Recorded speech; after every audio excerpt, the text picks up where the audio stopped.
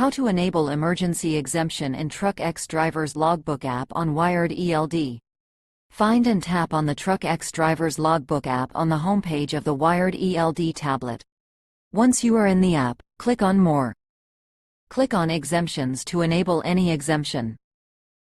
Click on Emergency Exemption Setup. Click on Setup to enable the emergency exemption. Enter the reason for activating the emergency exemption.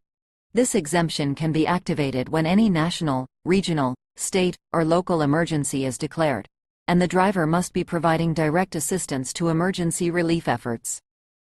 Once you enter the reason, click on Activate. You will see a dialog box. Tap on OK. The emergency exemption is now activated, and you will see the message Emergency Exemption active at the top. The same will be visible on the home page of the app as well, with the status showing off duty, as the status in this exemption remains off duty.